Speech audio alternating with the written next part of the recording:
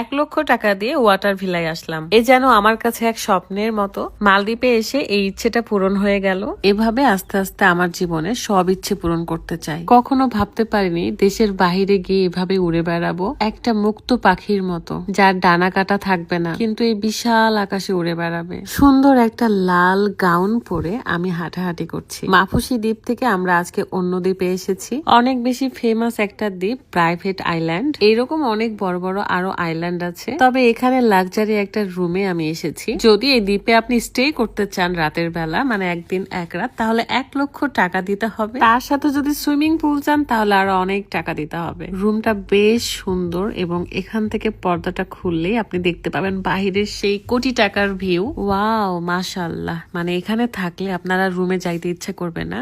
ওই দেখেন আমার পেছনে আরো অনেক অনেক ওয়াটার ভিলা আছে। এই দ্বীপে এরকম কয়েক জায়গাতে ওয়াটার ভিলা, দেখেন কতটা বেশি লাক্সারিয়াস। এগুলো বাস্তবে দেখতে আরো অনেক বেশি সুন্দর। এই দ্বীপে বেশিরভাগ বিদেশিরা স্টে করে এবং যারা এমপ্লয় আছে তারা কিন্তু বাঙালি। আমাদের অনেক ভালোবাসার মানুষ ছিল, আমাদের ভক্তরা ছিল, যাদেরকে দেখে আমি অনেক খুশি হয়েছি। থ্যাংক ইউ সো মাচ এভাবে আমাদের পাশে থাকার জন্য, সাথে থাকার জন্য। চলেন এই রুমের বাথরুমটা দেখে আসি। মানে এটা কি বাথরুম নাকি অন্য কিছু, এত বড়।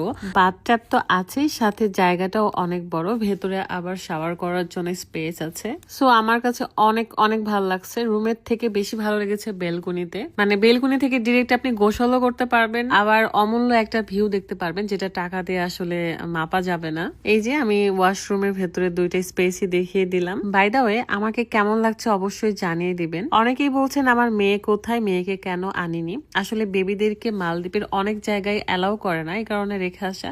তার মধ্যে আমার বেবি এখন স্কুলে ভর্তি হয়েছে। সো আর একটু বড় হলে, বুঝতে শিখলে তাকে সব জায়গায় ঘোরানো হবে ইনশাল্লাহ, আল্লাহ যদি চাই। চলেন আপনাদেরকে একটু বাইরে থেকে ভিউ দেখিয়ে আসি, মানে ডিরেক্ট কিভাবে আপনি আবার সুইমিং করতে পারবেন সমুদ্রে। অনেক ওয়াটার ভিলায় আবার রুমের পাশে সুইমিং পুল থাকে, সেগুলো আরো বেশি সুন্দর, ওইগুলো আরো অনেক বেশি এক্সপেন্সিভ। সো আমি এখানে বসে বসে দেখতেছিলাম। আল্লাহর সৃষ্টি অপরূপ সৌন্দর্য, এগুলোই বসে বসে ভাবছিলাম আর আল্লাহর কাছে হাজার হাজার শুকরিয়া আদায় করছিলাম। এই জায়গাটা আমার কাছে অনেক ভালো লেগেছে। এখান থেকে ডিরেক্ট আপনি সমুদ্রে নেমে গোসল করতে পারবেন।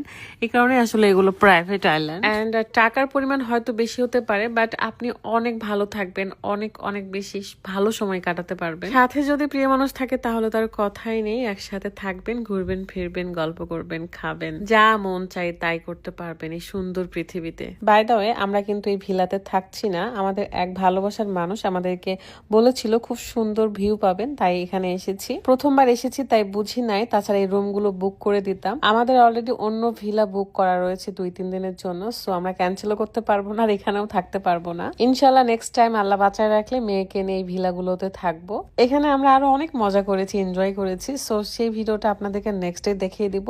আপাতত বিদায় নিচ্ছি, সবাই ভালো থাকবেন, সুস্থ থাকবেন। আর এই ভিউ এবং এই রুমগুলো আপনাদের কাছে কেমন লাগছে অবশ্যই জানিয়ে দেবেন। ভালো থাকবেন সবাই, আল্লাহ হাফেজ, আসসালামু আলাইকুম।